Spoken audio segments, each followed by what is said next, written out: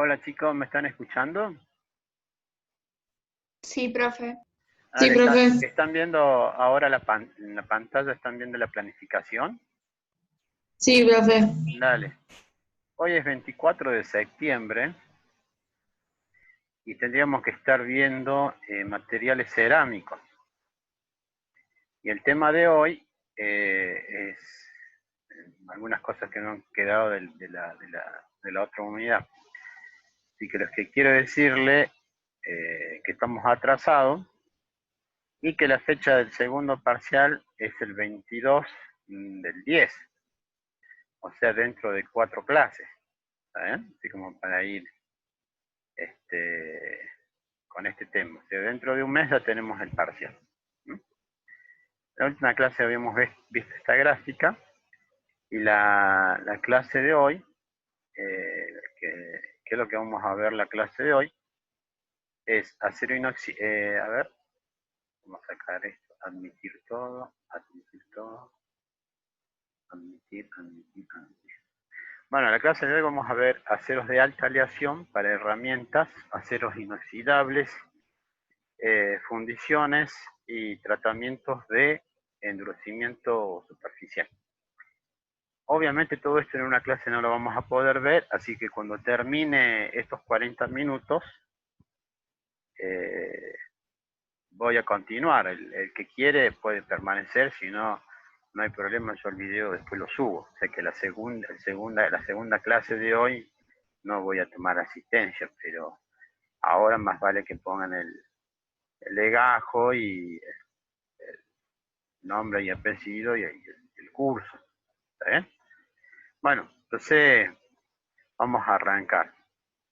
Hay una clasificación que yo saqué del libro Callister, de la tercera edición, y bueno, de alguna manera nos da un panorama más general de todo lo que son las aleaciones ferrosas, que son muchísimas, ¿no?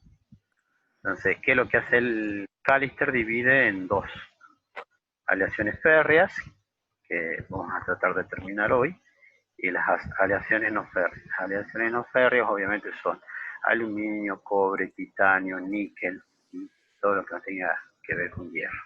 Y dentro de las férreas, ya habíamos visto más o menos bien el tema de aceros y nos falta fundiciones, que ojalá hoy terminemos con fundiciones. En el caso de aceros, una división que hace Callister es de baja y alta aleación. De bajo carbono, eh, que más o menos lo que estuvimos viendo, los aceros comunes, el 10-10, el 10-20, de alta resistencia, el 41-30, el 43-40, 86-20.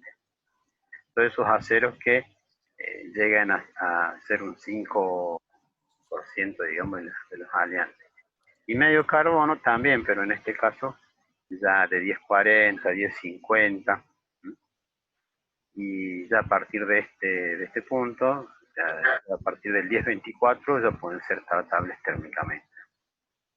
Y después de alto carbono, que ya vendrán a ser también los aceros 10-80, 10-120, 52-100.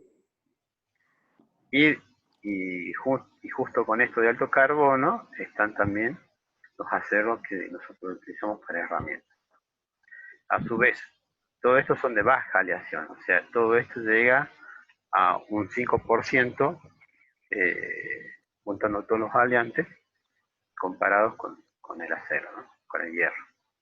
Y los aceros de alta aleación, que vamos a ver ahora, son los aceros inoxidables, que ya tienen un 30 o 40 o 50 o 60% de cromo más níquel, por ejemplo. El más común conocido es el 18,8, el 18 de carbono y 8 de níquel. Y en el caso de las herramientas, que ya habíamos mencionado, que tienen un porcentaje alto de carbono, pero también las herramientas suelen tener molibdeno, tungsteno, son componentes que le ayudan con el calor, digamos, ¿no? Ese por un lado. Y siempre habíamos dicho que los aceros partían de 0, casi 0% de carbono, hasta 1,2. En el caso de las fundiciones, se considera fundiciones desde los 2%, Hay algunos libros que dicen que las fundiciones son del 2.4% en adelante. ¿Eh? Obviamente que no puede ser solo carbono, las fundiciones siempre van a llegar comercialmente, digamos, las fundiciones suelen estar entre 3 y 5 de carbono. Entonces, vamos a admitir a algunos chicos que están acá esperando. En el caso de fundiciones, tenemos fundición gris, fundición dúctil, fundición blanca, que vamos a verlo, maleable y grafito. En el caso de las fundiciones, son más antiguas que los aceros. Esto hace que su clasificación sea menos estandarizada porque cada país fue tomando distintos componentes, distintos elementos. Incluso a las fundiciones también se les agrega níquel en polvo o cromo en polvo, cosa que estas fundiciones tengan ciertas propiedades térmicas, digamos, ¿no? El tema de fundiciones es súper recontra importante, así que no sé si viene después de este tema, creo.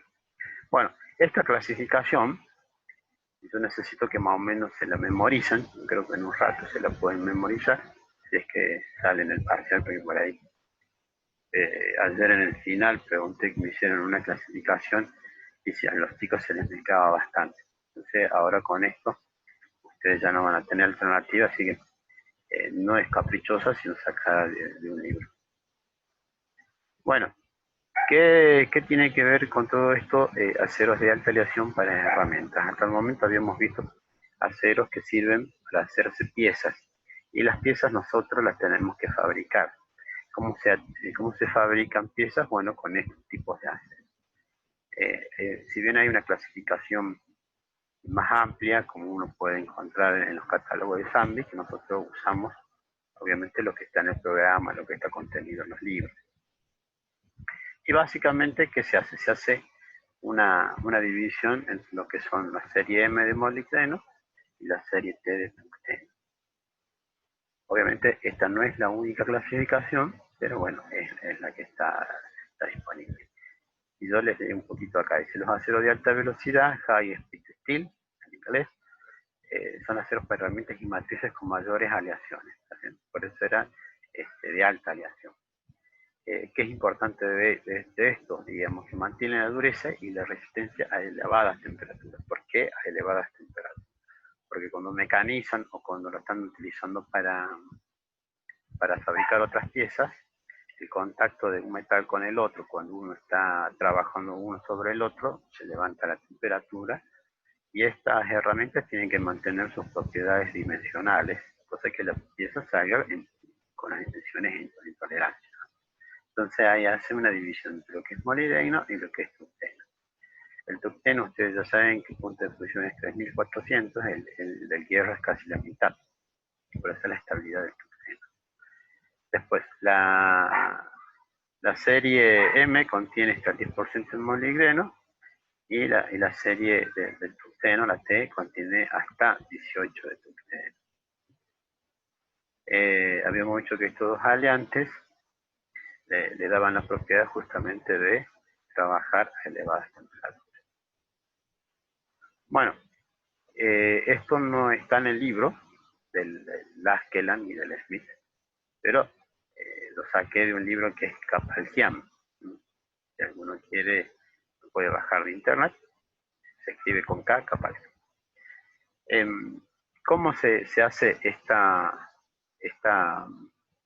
clasificación? Dicen, tipos básicos para herramientas y matrices, ¿no?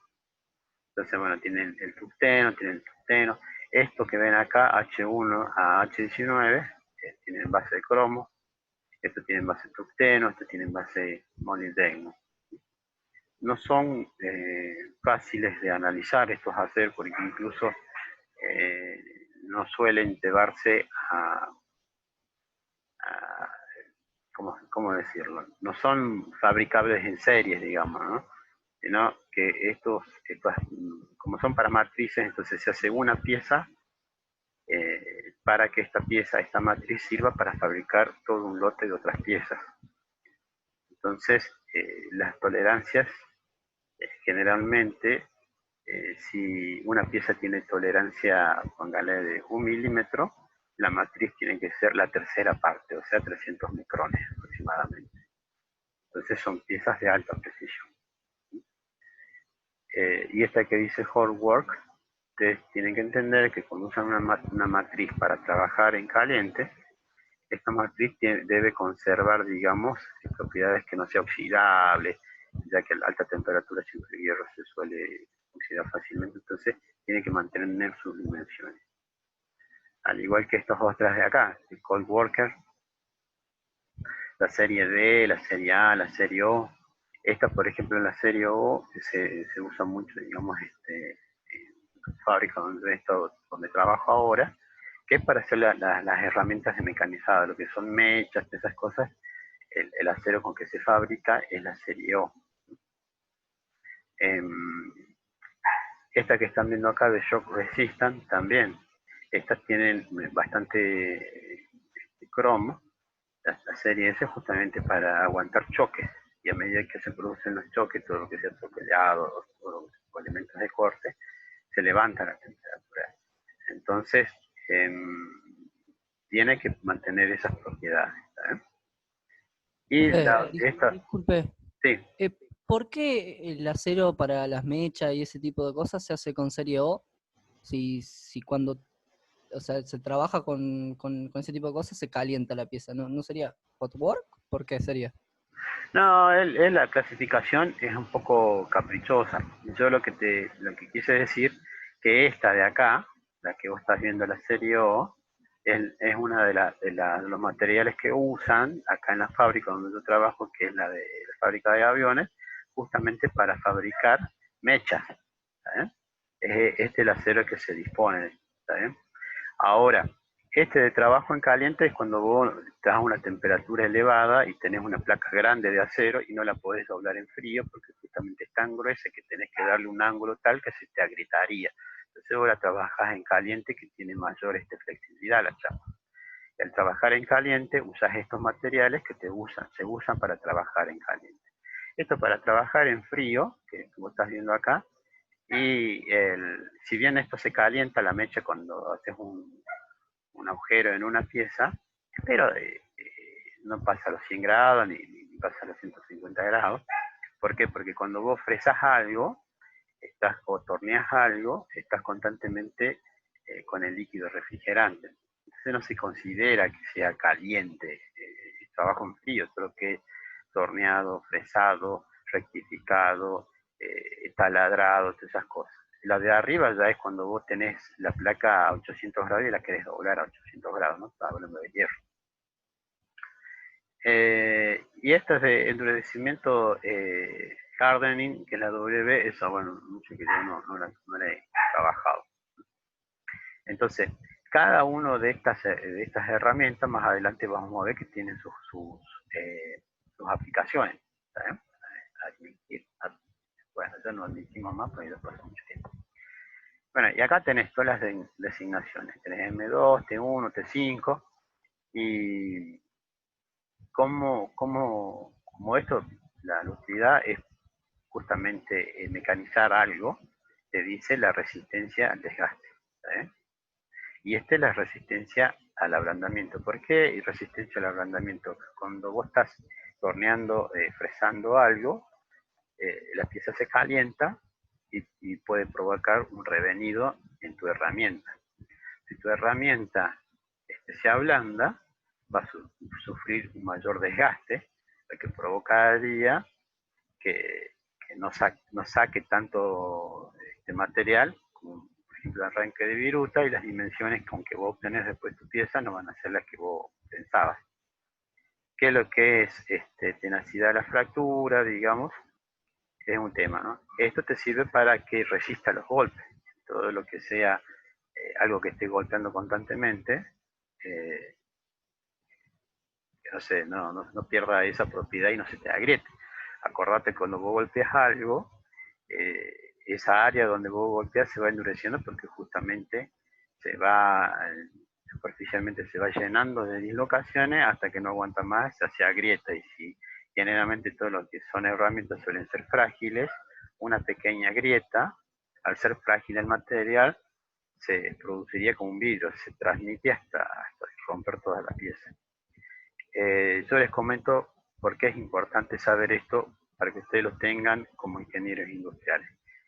Yo trabajaba en el laboratorio y una vuelta nos trajeron una pieza de alto contenido de níquel. O sea, no era un acero inoxidable austenítico, sino era otra aleación de níquel que tenía un elevado porcentaje de níquel. ¿Qué es lo que tiene el níquel? Que cuando uno agarra una herramienta, escuchen bien, para fresar hierro o fresar aluminio, que no se les ocurra pensar que esta herramienta, que trabaja por arranque de viruta, se puede aplicar al hierro a un elemento con muchísimo níquel. ¿Por qué? Porque el níquel, como tiene una estructura FCC, es mucho más dúctil. ¿Bien? Al ser más dúctil, la herramienta no puede arrancar fácilmente material y se produce lo que se conoce en el taller un empastado.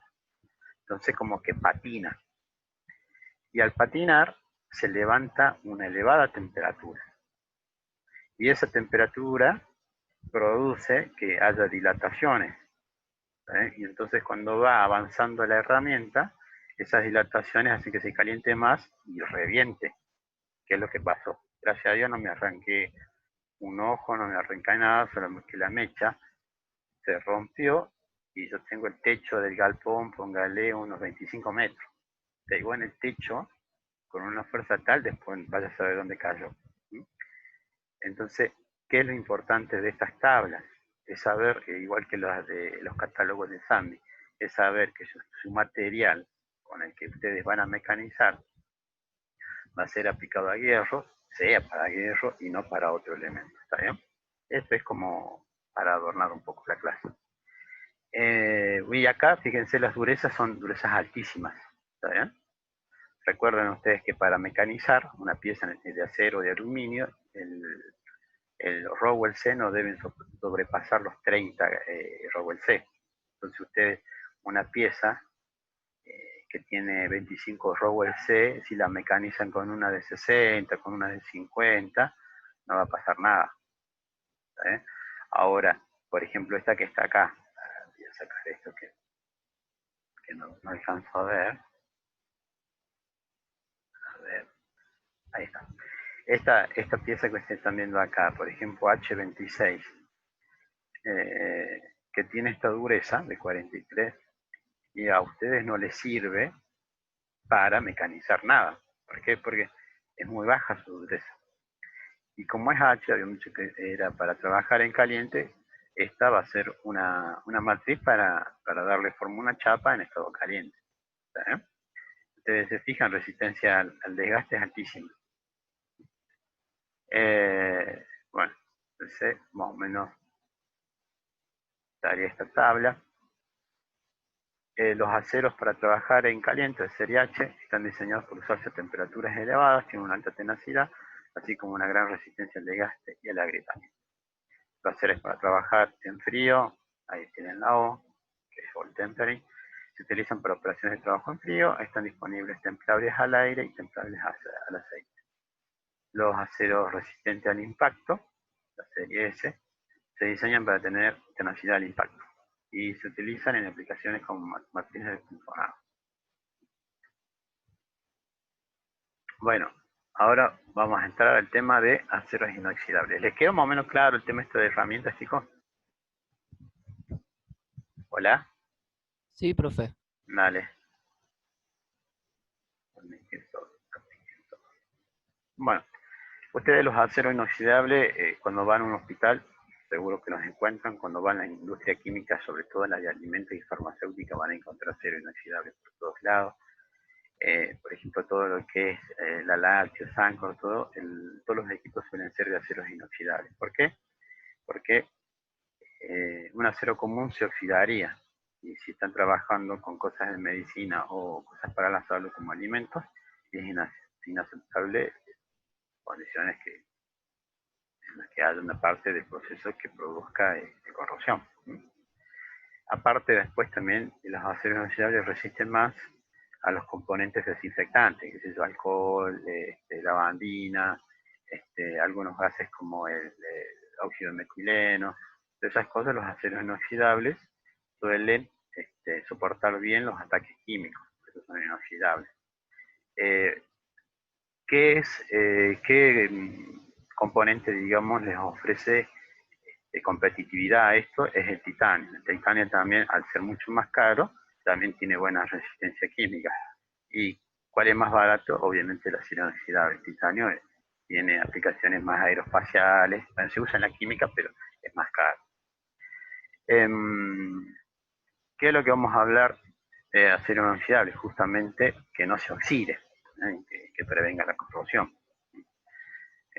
Tienen acá el alto contenido de cromo, que como se decía, el cromo en presencia de aire forma el óxido crómico, que se adhiere a la matriz, y el óxido crómico deja de ser un metal. El cromo solo es un metal, pero el óxido crómico es básicamente un cerámico, y con los enlaces iónicos, parte covalente, que no se oxida. O si se oxida, como óxido de cromo, ya no permite la corrosión interna. ¿Cuál es la diferencia del hierro? Que la derrumbe del hierro, al ser porosa, el oxígeno sigue atravesando esa capa, digamos, de óxido, y se termina comiendo todo el metal. Hay 4 principales tipos de acero, que son el ferrítico, martensítico, austenítico y el endurecimiento por precipitación, que ya lo vamos a ver.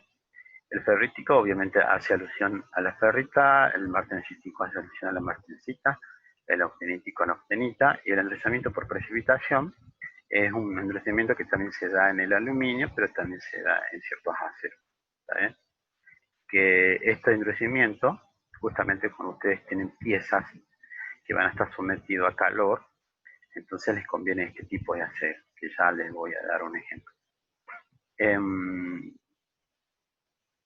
Bueno, toda esta parte es descriptiva, así que no hay mucho para analizar ni para pensar. Lo que sí quiero que vean esto, el austenítico, ustedes si se fijan tienen 17 y 5 o 19 y 10, que básicamente a toda la serie 304, 304L, que es bajo en carbono, 316, 321, 347, son aceros de la familia 188. Acá tienen algunos componentes como el molibdeno, el titanio, el niobio, incluso acá el manganeso, que estos componentes que ustedes están viendo acá, estos componentes les ayudan, digamos, a formar o a prevenir los carburos. Ustedes saben que el cromo fácilmente forma carburos de cromo. ¿Cuál era el lío con los carburos de cromo? Que todo carburo, ya sea el cromo o cualquier otro, cuando se eleva la temperatura, aumenta la difusión, y el sitio de donde los contiene, digamos, el metal a los carburos es los límites de grano. Entonces ahí, en el límite de grano, puede empezar, digamos, una pequeña grieta o poro. ¿Saben? Entonces, pierde calidad el material. Yo acá, no sé si puse en la figura siguiente, bueno, en algunas figuras les puse que estos aceros inoxidables son menos resistentes que los aceros, digamos, aleados. Ustedes pueden ver que los austeníticos, como tienen la estructura FCC, se pueden deformar porque tienen más planos, tienen un sistema de deslizamiento mucho mayor que los otros, tienen mayor deformación. Por eso su elongación llega hasta incluso 50%. Ahora, cuando vean la letra L, por ejemplo, 304 es algo, el 304L es también lo mismo, pero la diferencia entre este pequeño punto y ¿qué es lo que pasa? Hay una diferencia muy pequeña de carbono. Esa diferencia muy pequeña de carbono hace que uno sea soldable, como este de acá, y este otro no. Yo cuando digo soldable, o cuando los libros dicen soldable, quiere decir que se sueldan, y cuando algo no es soldable, se suelda lo mismo, pero su calidad es muy baja. Entonces, ¿se puede soldar el 304? Sí, pero va a perder mucho de su resistencia. Bueno, no importa porque yo no lo uso para resistencia, lo uso para una bacha. Bueno, entonces, usalo, no hay problema. Ahora, el 316 y el 321 a veces se usan como materiales de aporte. Si uno va a soldar un 304, puede utilizar varillas de 316, o una soldadura TIC o MIC, o un 321, con eso se puede soldar. Con un 347 también. Estos tienen estos elementos que le dan el aporte, digamos, de mayor dureza y temperabilidad. Ahora, ¿cómo es el ferrítico? Esto lo vuelvo a explicar más adelante con una semilla. ¿Cómo son los ferríticos? Y los ferríticos y los martensíticos, como habíamos dicho, este 430, por ejemplo, es un acero que se usa para todos los elementos quirúrgicos, digamos. Hay un acero 420 también, que no figura acá en la tabla, pero existe el 420, y mantienen su estructura ferrítica. ¿Qué diferencia abismal hay entre un ferrítico y un austenítico? Que no tienen níquel. Habíamos dicho nosotros en un momento que este era austenizante y que este era ferritizante, ¿no? Haciendo el cromo. Austenizante era el níquel. Entonces, como esto no tiene níquel, bueno, son todos ferríticos. En el caso del martensítico, si ustedes se fijan, por ejemplo, un 304L, tienen 0,03%, muy poquito carbono. Un martensítico tiene muchísimo más, tiene hasta incluso 1, miren, el 440 tiene hasta 1. Es una barbaridad de carbono. Entonces, ustedes a este acero lo pueden templar y van a obtener una estructura martensítica. Por eso acá dice templado y revenido, templado y revenido, templado y revenido. Estos de acá no son recorcidos.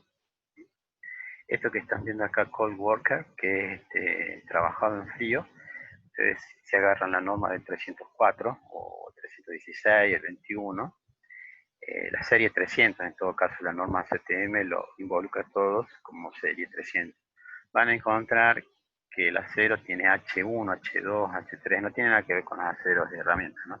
Sino que en qué estado está en H1. ¿Qué quiere decir? Que es H1, que tiene cierto grado de trabajo en frío, y el trabajo en frío, ustedes saben, que le da mayor dureza.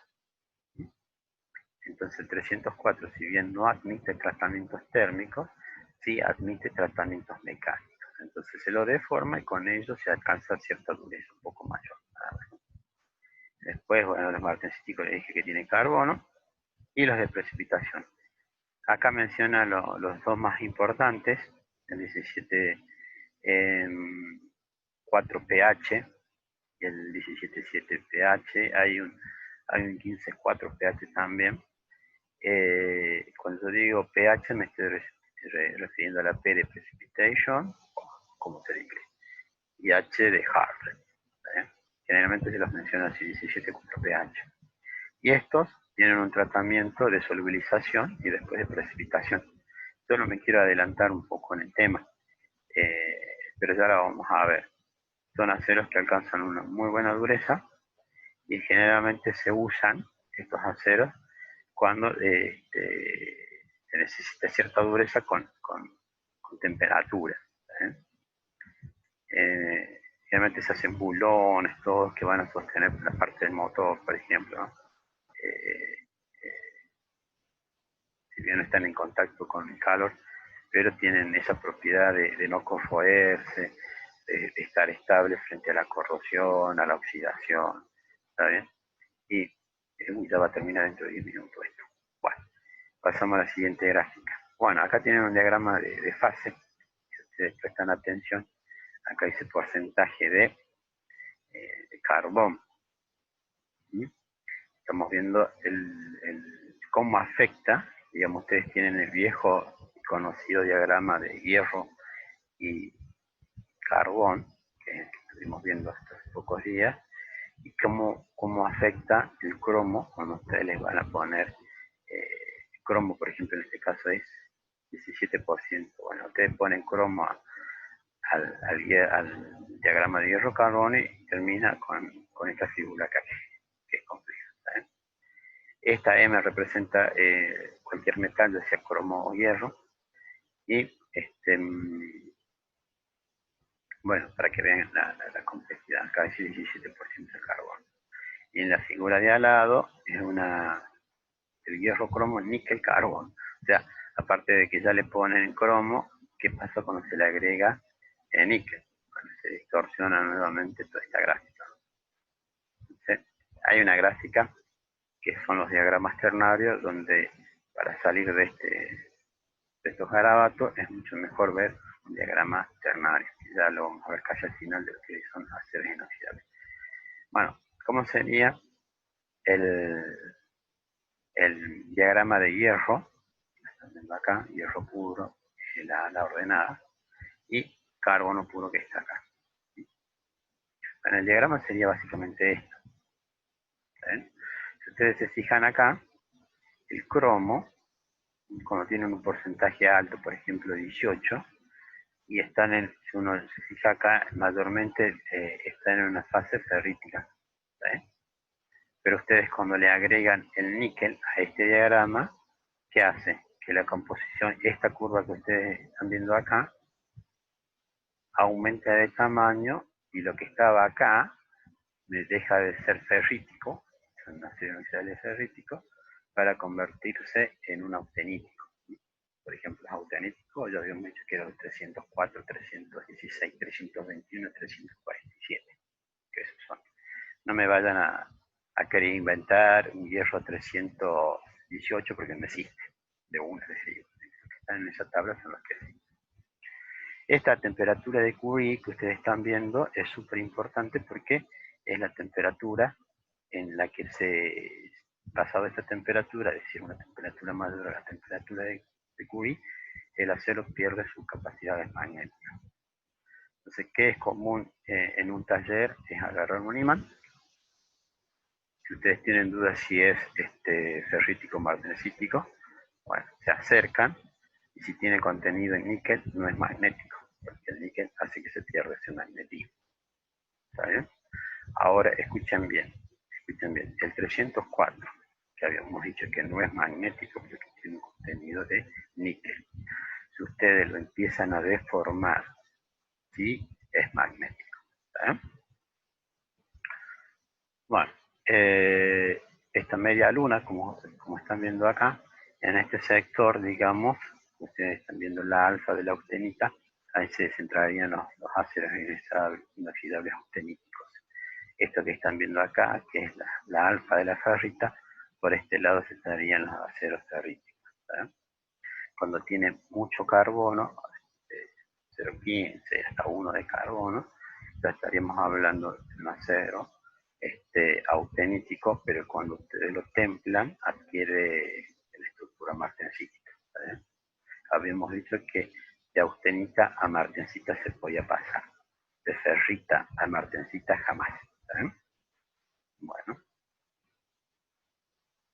acá lo ven y ustedes van a poder ver la diferencia cuando ustedes tienen muy poquito carbono, que es la figura anterior, y cuando tiene un poco más de carbono, cómo se deforma esta media luna.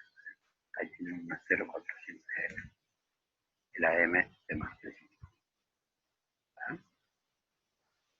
Bueno, y acá está el famoso diagrama ternario que yo les quería comentar. Y yo acá al lado les puse un pedazo de la tabla que habíamos visto al inicio, digamos. ¿Cómo se lee esto? Yo en esta punta, justo acá, que dice hierro, tengo el 100% de hierro, es decir, tendría hierro puro. ¿Sí? Y acá si yo empiezo a subir, en esta punta tendría cromo puro. Si yo acá empiezo a subir, en esta punta alcanzaría el níquel puro. ¿Sí? Entonces, ¿qué se hace? Por ejemplo, para el caso de cromo. Por ejemplo, yo tengo una aleación de hierro y níquel, y la línea sería solamente esta de acá abajo, que en este caso tendría, por ejemplo, en este mismo punto tendría 10% de níquel y el resto sería hierro. En este punto sería 50 de níquel, 50 de hierro. En este 90 de níquel, 10 de hierro. ¿Está bien? Entonces, si yo voy subiendo, ¿cómo me encuentro acá? Por ejemplo, en este punto, el 18, 8. Por ejemplo, si yo trazo una paralela a esta, para el caso del níquel, bajo una paralela a esta línea morada, trazo el 8. En ese punto es 8 de níquel. Si yo voy subiendo para arriba, luego 10, 18 de cromo. Entonces acá tengo 18 de cromo, que me encuentro acá en el 18 de cromo, 8 de níquel y el resto es hierro. ¿Cómo serían aquellos aceros ferríticos en el cual no tengo nada de níquel? Si yo no tengo nada de níquel, me encontraría sobre esta raya. ¿Eh? Chicos, ¿me entendieron cómo se lee un diagrama ternario? Profe, una duda, ¿la paralela siempre es del mismo lado? Sí, O sea, las del lado... paralelas son paralelas a los lados, ¿no? Por Ya, ejemplo, sí, vos querés subir en cromo y tenés que trazar paralela a esta. Que vas subiendo, subiendo, subiendo, subiendo, subiendo y vas a llegar al punto en que es cromo puro, al 100%. Vos querés llegar al 100% de hierro, tenés que trazar una paralela. 10% de hierro, 20% de hierro, siempre paralelo, 30% de hierro, 50% de hierro, 80% de hierro, 90% de hierro y 100% de hierro. ¿Se entendió más o menos? sí, Y más o esto menos. es está en el Askeland, ya cuando lo lean ustedes va a ser más fácil, digamos. Entonces, este diagrama ternario yo lo traigo para que ustedes sepan cómo es el diagrama, y a diferencia del binario, acá la temperatura se fija en 900 grados, 400 grados. ¿Vale? Entonces, ¿cómo sería el 304? Fíjate que dice 19 de cromo. Entonces vos venís, como el cromo es 100% acá es 0. O si querés empezar de acá lo mismo, el 100% de acá de cromo y acá es 0. Entonces ya que esto sube, se va cambiando para acá. 0 de cromo, 10% de cromo, 18 de cromo, el 19 de cromo estaría por acá. Estas son unas líneas rectas. Y en este caso tenés 10 de níquel. Y bueno, lo mismo que acá. Acá trazás 10% de níquel, sería más o menos acá. Trazas una paralela que empiece por acá. Entonces sería ahí. Ahí tendrías en ese punto, más o menos tendrías 19, la punta del mouse mío, digamos. 19 de cromo con 10 de níquel. ¿Cómo sería el ferrítico? El ferrítico no tiene níquel, o sea que estaríamos en esta zona. Y tiene 17, por ejemplo. 17, entonces vos empezás de acá. Ahí sería 20, acá sería 15, por acá. Ahí tendrías la aleación 430. ¿Se entendió? Hola. Sí, profe. Sí, profe. Sí. Dale, dale. Les dejo como tarea leer el Askeland o el Smith, no me acuerdo cuál estaba, o Cali. Bueno, en algunos sale el diagrama ternario. Y después continuamos, como para cerrar este tema, queda uno más, pero se corta en cualquier momento esto y arrancamos de nuevo. No están obligados a permanecer, así que yo los subo. Se los leo rapidito. Dice, los aceros inoxidables en esencia son aleaciones ternarias de hierro cromo-níquel, como la que vimos anteriormente, que contienen entre 16 y 25% de cromo alto, del 7 hasta 20% de níquel, es altísimo. Si suman entre 45 de cromo y 20 de níquel, tendríamos un 45, casi la mitad de